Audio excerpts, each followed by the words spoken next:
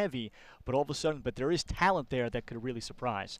And among the upperclassmen that joins us, she is all the way from Chicago. She'll be in her second season as a starting shooting guard. Here is Akina Wellere, who led What's the up, Big East Akina? last year in shooting. Now, Good. for fans out there, Akina Wellere is particularly special because from a fashion sense, at Big East Basketball Media Day last week, Akina, so you gave me the news that you were up to 34 pairs of sneakers after having 52 years ago. You're so superstitious. Tell us why. What about today? So I'm superstitious because my headband has to match my shoes. They can't see my shoes right now, but they're white. And my headband always has to be, the logo has to be backwards. Can't be on the front, can't be on the side, has to be in the back. So. And so how does that help you? Have you changed your shoes at the half when you've not been shooting the three ball well? Because you did all well, very well last season at 47%. Yeah, I did. I changed my shoes in a couple of games. When I feel like I'm not shooting the ball as well, I throw the shoes out and put on the other pair I bring just in case. So. Now, I know you're a shooter. Like, you have in the gym range. It doesn't matter where it is, you're going to shoot it. But what else do you need to bring to this team, particularly with a young team, a lot of freshmen, a lot of sophomores? You're one of the upper class, one of the older, more experienced people on the team. Does that change your mentality in terms of not just being a spot-up shooter, but maybe being more an aggressive kind of scorer's mentality, getting to the rim, taking some more pressure off these young people to get them going? I have to be more aggressive, but not overly aggressive. So I feel like now more, in a sense, I have to be more of a leader. So I have to pick and choose when I have to do certain things in the game, or whether it's in practice, whether it's to uplift the underclassmen that I'm playing on the team with, or if it's just to like get myself going to get everybody else going. Akina, from a cultural perspective, this team, just in the last 2 years, 4 players have moved on to play professional women's basketball somewhere, a couple of WNBA draft choices, tremendous names.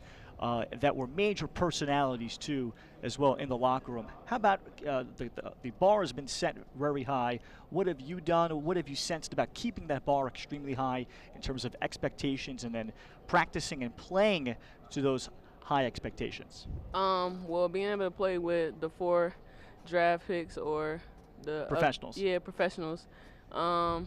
They all instilled a piece of them in me, so it's my job to be able to carry that on along with the other 4 upperclassmen that are leaders. They would teach me new things every day that I've kept with me, and I'm trying to teach the underclassmen that so that they will be able to live on a tradition that they have set here at St. John's. And I think that's so important, and that's kind of what I wanted to ask you. Being a leader, being someone as an upperclassman with a young team, with freshmen and sophomores primarily in the guard position, is there something that you've changed in terms of your leadership, maybe being more vocal, pulling a player to the side, watching film, pointing something out in practice, or just encouraging someone that's new to this? Has that changed for you, and are you more comfortable being a leader that way? It's changed for me because I'm really shy. I don't like talking a lot. So no. Yeah. In practice sometimes I have to tell myself like, oh, you got to talk, because he wants me to be a leader and I have to be more vocal, and upperclassmen that's around me are like, yo, you got to be more vocal. So I've been trying to learn how to be able to talk more. I pull them to the side a little bit, teach them a few things that they may not know or may not understand from the coach's perspective that they may see in my perspective. So I try to like become more vocal, but it's kind of been hard for me because I don't really like talking. So that's more since I just try to be more vocal with the underclassmen and teach them things that they might not see in a coach's lens, but in my lens. And lastly, Akina, now the word is out about your abilities. 11 points per game last year, 47% from 3 to lead the Big East, one of the best in the country. The book is out on you. You're going to get players and defenders that are going to be on top of you pretty much from the opening jump. How are you prepared to handle that? Have you thought about that? Because clearly people are going to look to take you away in a much more higher priority on the scouting report than they did last year.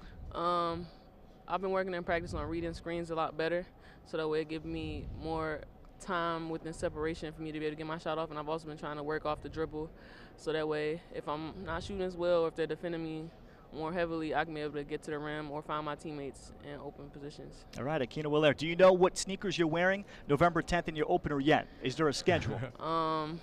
Yeah. You do? I'm wearing these white shoes because I've been practicing well in these shoes, so I don't want to jinx myself, so God forbid. I got these white shoes, and until these shoes rip apart, I think I'm gonna be wearing these for the rest of the season. There you Fantastic. go, white on white. Great story. The very superstitious and outstanding shooter, Akina Wellere, joining us here, St. John's Basketball Media Day. Akina, thank you so much. Have a great season. Thank you, Thank you, Akina. you too. Best of luck. That's Akina Wellere at 47% last season from 3 and out.